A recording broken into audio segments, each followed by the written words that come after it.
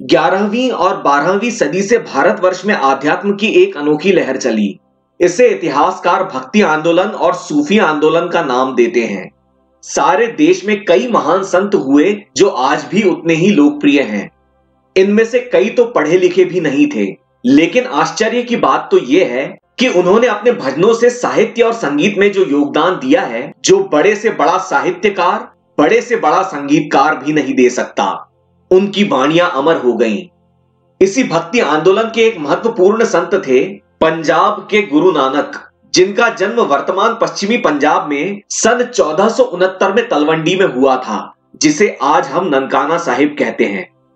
उस समय ननकाना दिल्ली सल्तनत में आता था, जिस पर लोधी घराने के पहले शासक बहलोल लोधी का शासन चल रहा था। गुरु नानक देव जी ने सिख पंथ की स्थापना की। सिखों का केंद्रीय धर्म ग्रंथ है गुरु ग्रंथ साहिब, जिसमें सिख गुरुओं के पवित्र लेखन और बानियां संरक्षित हैं। इन्हें हम सामूहिक रूप से गुरुबानी कहते हैं। आज हम आपको सिख गुरुओं के बारे में कुछ बुनियादी जानकारियां देंगे और गुरु ग्रंथ साहिब के संकलन पर चर्चा करेंगे। बीच बीच में हम आपको सिख गुरुओं के आध्यात्मिक कार्यकाल के दौरान देश भर में घट रही राजनीतिक घटनाओं के बारे में भी बताएंगे, ताकि आप कड़ियां जोड़ सकें। गुरु ग्रंथ साहिब में न केवल आध्यात्मिक ज्ञान है, बल्कि कुछ महत्वपूर्ण ऐतिहासिक घटनाएं भी दर्ज हैं, जैसे बाबर के आक्रमण से हुई जनता की दुर्गति, पानीपत की पहली लड़ाई, हुमायूं की हार और शेरशाह सूरी का उदय वगैरह। गुरु ग्रंथ साहिब में भक्त प्रहलाद का भी जिक्र है, जो कि गुरु नानक देव जी ने किया था। गुरु ग्रंथ साहिब के कई अंग हैं, जैसे जपजी साहिब, गुरुओं की बानियां, भगत बानी, भट्ट बानी वगैरह। भक्ति युग के कई संतों के भजन संग्रहों की तरह ही गुरु ग्रंथ साहिब में भी हिंदुस्तानी संगीत के कई राग रागिनियों का प्रयोग किया गया है। यहां उनकी संख्या 31 है। इस ग्रंथ की एक और विशेषता है, इसमें भगत बानी खंड में कुछ ऐसे संतों की बानियां दर्ज हैं, जिनका गुरु ग्रंथ साहिब के अलावा और कहीं मिल पाना भी मुश्किल है। भक्तों के अलावा 4 गुरसिखों ने भी गुरु ग्रंथ साहिब में अपना योगदान दिया। गुरु नानक जी अपनी किशोरावस्था में अपनी बड़ी बहन बेबे नानकी के ससुराल में सुल्तानपुर लोधी में आकर रहने लगे।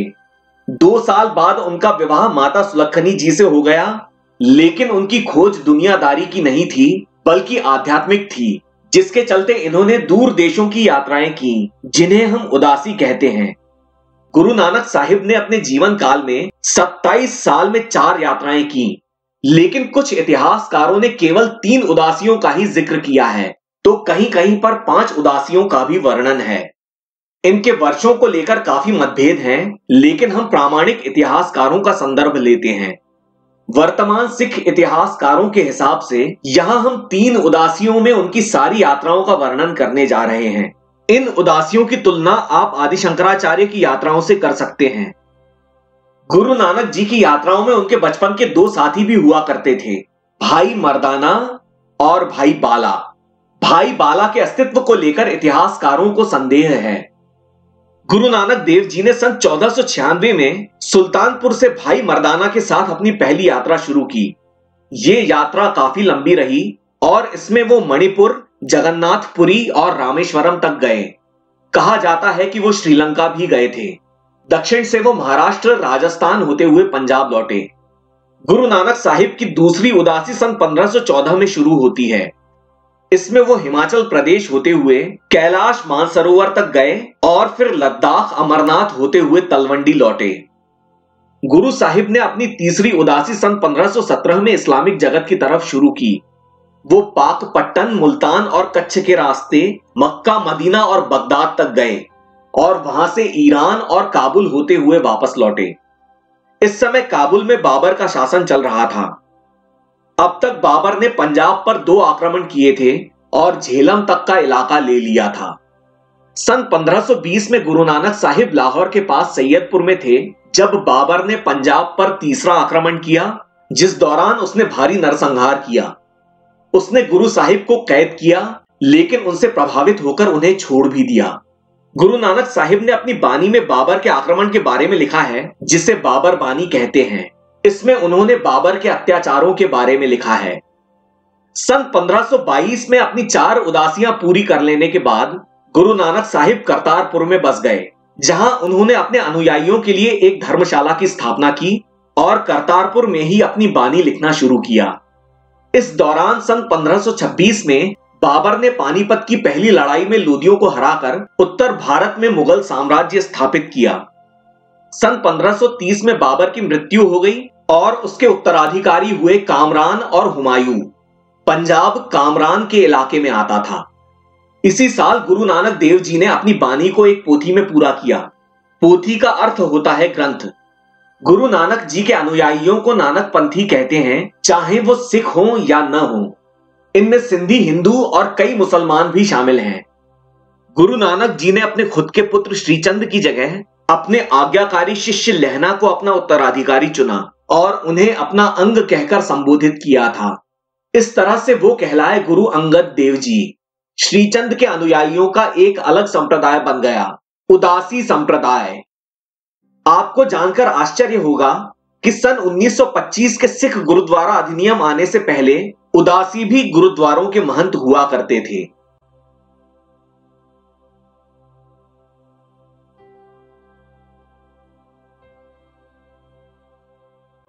सन 1539 में गुरु नानक की मृत्यु के बाद गुरु अंगद साहिब दूसरे सिख गुरु बने और उन्हें गुरु नानक जी की पोथी विरासत में मिली। गुरु अंगद देव जी ने लंगर की परंपरा शुरू की। दूसरे गुरु के काल में ही गुरुमुखी लिपि का निर्माण हुआ और उसको लोकप्रियता मिली। इस दौरान शेर शाह सूरी ने हुमायूं को भारत से बाहर खदेड़ दिया, लेकिन 5 साल में ही उसकी मृत्यु हो गई और सूर घराना कमजोर पड़ गया। यह घटनाक्रम संक्षिप्त रूप में गुरु ग्रंथ साहिब में वर्णित है। गुरु अंगद देव जी ने खडूर में धर्मशाला बनाई और वहां बस गए। गुरु अंगद देव जी ने भी अपनी बानियां लिखी। सन 1552 में जब हुमायूं भारत वापसी की तैयारी कर रहा था, तब गुरु अंगद देव जी की मृत्यु हो गई और तीसरे गुरु बने गुरु अमरदास जी। इनका गुरुकाल काफी लंबा चला। इस दौरान हुमायूं ने मुगल साम्राज्य को फिर से दिल्ली में स्थापित किया, लेकिन सन 1556 में हुमायूं की मृत्यु के बाद पंजाब में ही अकबर की ताजपोशी हुई, डेरा बाबा नानक के पास। अकबर ने पानीपत के दूसरे युद्ध के बाद मुगलों को मजबूती से भारतवर्ष में स्थापित किया। सन 1565 में दक्षिण भारत में तालीकोटा का घमासान युद्ध हुआ। इसमें दक्खन सल्तनतों ने मिलकर दक्षिण भारत के हिंदू साम्राज्य विजयनगर को लगभग खत्म कर दिया। उसके बाद सन 1568 में मेवाड़ के राणा उदय सिंह के शासनकाल में अकबर ने चित्तौड़ पर कब्जा करके भारी कत्लेआम किया। अकबर का शासनकाल लगभग 50 साल चला, जो कि सिखों के तीसरे, चौथे और 5वें गुरुओं के समकालीन था। मुगल सम्राट अकबर तो सिखों के प्रति काफी उदार थे, जिससे सिखों को एक प्रकार का अभयदान सा मिल गया। गुरु अमरदास जी ने भी अपनी बानियां लिखी और कुरुक्षेत्र, मथुरा और हरिद्वार की यात्रा की। उन्होंने भक्ति आंदोलन के उस जमाने के नामचीन और लोकप्रिय संतों के वचनों को भी संकलित किया। इनमें कुछ सूफी भी शामिल थे। इस 922 श्लोकों और भजनों के भाग को भगत बानी कहा जाता है। ये संत थे सधना, बाबा शेख फरीद चिश्ती गंज शकर, भगत बेनी, भगत सेन, भगत धन्ना, भगत पीपा, भक्त सूरदास, भगत परमानंद, संत भीकन, स्वामी रामानंद, संत कबीर, संत रविदास यानी रैदास, बंगाल उड़ीसा के महान संत जयदेव, संत नामदेव, संत त्रिलोचन इत्यादि। गुरु अमरदास जी ने ही मंजी और मसंद नियुक्त किए। दूर दराज के इलाकों में नई धर्मशालाएं खोली गईं और वहां गुरु ग्रंथ की प्रतियां स्थापित की गईं। इस तरह से गुरुद्वारे शुरू हुए। सन 1574 में गुरु अमरदास जी की मृत्यु हो गई और अगले गुरु बने गुरु रामदास जी, जिन्होंने अमृत सरोवर का निर्माण करवाया, जिसे आज हम अमृतसर कहते हैं। गुरु रामदास जी ने भी अपनी बानियां लिखी। गुरु रामदास जी के गुरुकाल के दौरान ही सन 1576 में मेवाड़ के महाराणा प्रताप और मुगलों के बीच हल्दी घाटी का ऐतिहासिक युद्ध हुआ था। सन 1581 में गुरु रामदास जी की मृत्यु हो गई और गुरु अर्जन देव जी 5वें गुरु बने। गुरु अर्जन साहिब के उत्तराधिकार का विरोध किया उनके बड़े भाई पृथ्वी चंद ने, लेकिन अकबर के रहते हुए उन्हें कामयाबी नहीं मिली।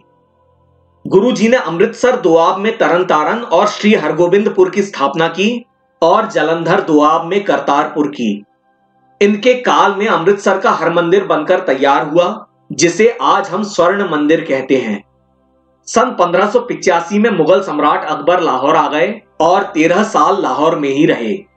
अकबरनामा और गुरु ग्रंथ साहिब में अकबर के साथ गुरु अर्जन देव की मुलाकात का वर्णन है और फिर गुरु हरगोबिंद जी के जन्म का भी उल्लेख है। कहा जाता है कि गुरु अर्जन साहिब के समय सारे भारतवर्ष में शायद ही ऐसा कोई शहर हो जहां गुरुद्वारा न हो। भगत बानी के अलावा गुरु ग्रंथ साहिब में भट्टों की बानी भी दर्ज है, जिन्हें सवाइया भी कहा जाता है। ये भट्ट हरियाणा के करनाल जिले के ब्राह्मण थे जो गुरु अर्जन देव जी से काफी प्रभावित थे। भट्ट बानी में 11 भट्टों की कुल 123 सवाइयां शामिल हैं। भट्टों ने न सिर्फ भट्ट बानी लिखी बल्कि उन्होंने सिख गुरुओं का इतिहास भी लिखा था। इसे भट्टवाही कहा जाता है। पृथ्वी चंद की पूरी कोशिश रहती थी कि पिछले गुरुओं की बानियों में मिलावट की जाए। पृथ्वी चंद की साजिशों को देखते हुए गुरुजी को महसूस हुआ कि अपने पूर्ववर्ती गुरुओं की वास्तविक बानियां एक जगह एक प्रामाणिक ग्रंथ में संकलित करें। गुरु अर्जन देव जी के पास गुरु रामदास जी की पोथी विरासत में आई थी और गुरु अमरदास जी के पुत्र मोहन से उन्हें गुरु अंगद जी और गुरु अमरदास जी की पोथियां भी प्राप्त हुई। इन दोनों पोथियों को गोविंदवाल पोथी के नाम से जाना जाता है। इनमें गुरु नानक जी की बानी और भगत बानी भी शामिल थीं। गुरु अर्जन साहिब ने महान सिख विद्वान भाई गुरदास के साथ मिलकर जुलाई सन 1604 में आदि ग्रंथ का संकलन पूरा किया। उन्होंने इसमें भट्ट बानी को भी जोड़ा। उन्होंने इस ग्रंथ पर अपना निशान लगाया यानी हस्ताक्षर किए और 16 अगस्त सन 1604 को एक भव्य समारोह के बाद आदि ग्रंथ को हरमंदिर साहिब में स्थापित किया गया। इसके पहले ग्रंथी थे बाबा बुड्ढा जी। ग्रंथी यानी ग्रंथ पढ़ने वाले। सन 1605 में खैबर के सिख संगत के लिए आदि ग्रंथ की एक प्रति पेशावर भेजी गई। इसे आप 1605 वाले ग्रंथ के रूप में याद रखिएगा। सन 1598 में मुगल सम्राट अकबर लाहौर से वापस आगरा आ गए। मुगल सम्राट अकबर का सिखों को दिया हुआ अभयदान सिखों के दुश्मनों को हजम नहीं हो रहा था और उन्हें बहुत इंतजार भी नहीं करना पड़ा। अक्टूबर सन 1605 में आगरा में अकबर की मृत्यु हो गई। अगले मुगल सम्राट बने जहांगीर। गुरुजी के दुश्मनों ने मौके का फायदा उठाया। जहांगीर पर सरहिंद के नक्शबंदी सूफियों का काफी गहरा प्रभाव था। उन्होंने जहांगीर के खूब कान भरे तो जहांगीर ने तैश में आकर गुरु साहिब को लाहौर में कैद कर लिया। गुरु जी को तरह तरह की यातनाएं दी गईं और 30 मई सन 1606 को गुरु अर्जन देव जी ने अपने प्राण त्याग दिए। गुरु अर्जन साहिब के इकलौते पुत्र हरगोबिंद जी सिखों के छठे गुरु बने। गुरु हरगोबिंद जी ने सिखों को संत सिपाही बनाया, जिसका प्रतीक थी गुरु जी की 2 तलवारें, पीरी और मीरी। सन 1609 में गुरु हरगोबिंद जी ने अकाल तख्त स्थापित किया। ये 5 तख्तों में पहला तख्त था।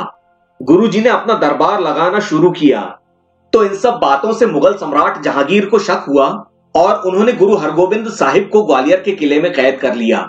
लेकिन बाद में गुरु जी से प्रभावित होकर जहांगीर ने उन्हें मुक्त कर दिया, जिसकी याद में ग्वालियर के किले में मौजूद है दाता बंदी छोड़ गुरुद्वारा। फिर जहांगीर के बचे हुए शासन काल में लगभग शांति रही, लेकिन उनके वारिस मुगल सम्राट शाहजहां ने सिखों को काफी परेशान किया। तो गुरु हरगोबिंद जी का ज्यादातर जीवन मुगल सेनाओं से संघर्ष में गुजरा। इस समय गुरु साहिब के पोते धीरमल मूल आदि ग्रंथ के संरक्षक बन गए। इनके गुरुकाल के दौरान ही शाहजहां ने अपनी राजधानी आगरा से बदलकर दिल्ली कर ली थी। गुरु हरगोबिंद जी ने मुगलों से लोहा लेने के लिए हिमालय की तराई में कीरतपुर की स्थापना की। सिखों के 7वें और 8वें गुरु भी यहीं जन्मे थे और यहीं पले बढ़े। कीरतपुर के पातालपुरी गुरुद्वारे का वही महत्व है जो एक आम हिंदू के लिए उज्जैन, हरिद्वार और गया का होता है। कई सिख यहां सतलुज में अस्थि विसर्जन करने के लिए आते हैं। मुगलों ने सिखों को दबाने की कई नाकाम कोशिशें की। सन 1644 में गुरु हरगोबिंद साहिब की मृत्यु के बाद उनके पोते हर राय साहिब 7वें गुरु बने। हालांकि त्यागमल जी उनके बेटे थे, जो आगे चलकर गुरु तेग बहादुर बने। इनके गुरुकाल के दौरान ही आगरा में ताजमहल बनकर तैयार हुआ था। सन 1658 में मुगल सम्राट शाहजहां बीमार पड़े और अपने भाइयों को हराकर औरंगजेब ने तख्त पर कब्जा कर लिया। फिर सन 1661 में गुरु हरराय जी की भी मृत्यु हो गई और उनके 5 वर्ष के पुत्र हरकिशन जी अगले गुरु बने। इन्हें बाल गुरु भी कहा जाता है। 30 मार्च सन 1664 को दिल्ली में गुरु हरकिशन जी की मृत्यु हो गई, जहां पर आज मौजूद है गुरुद्वारा बंगला साहिब। तो छठे, 7वें और 8वें गुरुओं ने अपनी बानियां नहीं लिखी। गुरु हरकिशन जी के बाद गुरु तेग बहादुर साहिब सिखों के 9वें गुरु बने। हालांकि गुरु हर राय जी के बड़े बेटे राम राय जी ने इनके उत्तराधिकार का विरोध किया, लेकिन असफल रहे, तो इनके अनुयायी राम राइया कहलाने लगे। गुरु तेग बहादुर जी ने काफी यात्राएं की, यहां तक कि गुरु गोबिंद सिंह जी का जन्म भी पंजाब से दूर पटना में हुआ था। गुरु तेग बहादुर जी ने सन 1665 में कीरतपुर के पास आनंदपुर बसाया। गुरु तेग बहादुर जी एक बार फिर से बानियों का सिलसिला शुरू करना चाहते थे और वो आदि ग्रंथ हासिल करने के लिए करतारपुर में रहने वाले धीरमल से मिले, लेकिन धीरमल ने आदि ग्रंथ देने से इनकार कर दिया। तो गुरु साहिब ने सन 1674 तक अपनी बानियां लिखी। इसी वर्ष शिवाजी महाराज छत्रपति बने थे। औरंगजेब का शासनकाल धर्मांधता के लिए बदनाम है। गैर मुसलमानों पर काफी जुल्म हुए, उनका कठोरता से दमन किया गया। सारे साम्राज्य में बड़े पैमाने पर मंदिरों और धर्मशालाओं को नष्ट किया गया और त्योहारों पर पाबंदियां लगाई गईं। गैर मुसलमानों पर जजिया कर फिर से लगाया गया। सारे देश के हिंदुओं सिखों में हाहाकार मच गया। जाहिर सी बात है कि गुरु तेग बहादुर जी ने इसका विरोध किया। उन्होंने कश्मीर में हिंदुओं पर हो रहे अत्याचारों का खुलकर विरोध किया, तो औरंगजेब ने गुरु साहिब को कैद कर लिया। वहां से गुरुजी ने अपने पुत्र को चिट्ठी लिखी। नवंबर सन 1675 में गुरु तेग बहादुर जी को मृत्यु दंड दिया गया, जिसकी याद में दिल्ली के चांदनी चौक में ये शीशगंज साहिब गुरुद्वारा है। गुरु तेग बहादुर जी की शहादत के बाद उनके पुत्र गुरु गोबिंद सिंह जी सिखों के 10वें और अंतिम गुरु बने। उन्होंने सन 1699 में खालसा की स्थापना की और सिखों में नए प्राण फूंक कर उनको एक अनिश्चितकालीन संघर्ष के लिए तैयार किया। उनके शब्दों में उन्होंने एक साधारण चिड़िया को अपने शिकारी बाज से लड़ने की हिम्मत दी। गुरु गोबिंद सिंह जी ने सिखों में वो जोश भर दिया जो आज तक कायम है। गुरु जी ने अपने 5 सबसे निष्ठावान साथियों को चुना, जो कि पंज प्यारे कहलाए। गुरु जी ने एक सिख को एक संत सिपाही के रूप में परिभाषित किया, जिसकी पहचान 5 ककार हैं। सिखों के नामों के साथ सिंह उपनाम जुड़ गया। निशान साहिब में आप देखेंगे तो पीरी और मीरी 2 तलवारों के अलावा आपको एक चक्र और एक खंडा यानी एक दुधारी तलवार दिखाई देगी। गुरु गोबिंद सिंह जी और मुगलों के बीच कई युद्ध हुए। उस जमाने में मुगलों को इस तरह से टक्कर देना कोई मजाक नहीं था, वो भी दिल्ली और लाहौर के बीच खुले मैदानों में। इस समय औरंगजेब की राजधानी दक्कन में थी, क्योंकि वहां मुगलों का मराठों से घोर संघर्ष चल रहा था। तो गुरुजी का असल मुकाबला था मुगल सूबेदार वजीर खान से, जिसने बड़ी बेरहमी से गुरुजी के 2 बेटों को जिंदा दीवार में चुनवा दिया। तो मुगलों से संघर्ष में गुरु गोबिंद सिंह जी के चारों पुत्रों सहित लगभग सारा परिवार कुर्बान हो गया। उनका सारा का सारा जीवन मुगलों से संघर्ष में बीता। गुरु ग्रंथ साहिब की बात करें तो गुरु गोबिंद सिंह जी ने सन 1605 वाला ग्रंथ हासिल किया। सन 1705 में गुरु गोबिंद सिंह जी ने भटिंडा के पास तलवंडी साबो गांव के दमदमा साहिब में भाई मणि सिंह के साथ मिलकर सन 1605 वाले ग्रंथ के साथ, यानी पहले 5 गुरुओं की बानी के साथ, अपने पिता के सन 1674 वाले ग्रंथ को जोड़ा और फिर अपनी स्वयं की बानियां भी जोड़ी। इसमें उन्होंने अपने पिता का लिखा हुआ अंतिम पत्र भी शामिल किया। इस तरह से आदि ग्रंथ का संकलन पूरा हुआ, गुरु अर्जन देव जी के लगभग 100 साल बाद। गुरु गोबिंद सिंह जी ने दशम ग्रंथ की भी रचना की थी, लेकिन आजकल कई सिख दशम ग्रंथ के कुछ अंगों पर सवाल उठाने लगे हैं। उनका कहना है कि ये गुरुजी ने नहीं लिखे। सन 1707 में औरंगजेब की मृत्यु के बाद बहादुर शाह का शासन शुरू हुआ और इस बीच गुरु गोबिंद सिंह जी दक्कन में गोदावरी के किनारे नांदेड़ गए। वहां से उन्होंने बंदा सिंह बहादुर को सिखों का नेतृत्व करने के लिए पंजाब भेजा। नांदेड़ में गुरु गोविंद सिंह जी ने अपने अंतिम दिनों में आदि ग्रंथ को सिखों के शाश्वत गुरु के रूप में घोषित किया और इसे अपना ही रूप कहा। इस ग्रंथ को गुरु की उपाधि दी गई और इस तरह से यह ग्रंथ गुरु ग्रंथ साहिब कहलाया। 7 अक्टूबर सन 1708 को नांदेड़ में गुरु गोविंद सिंह जी ने अपना शरीर त्याग दिया, जहां आज सचखंड स्थित है। उनके बाद से सिख गुरु ग्रंथ साहिब को ही अपना गुरु मानते आए हैं।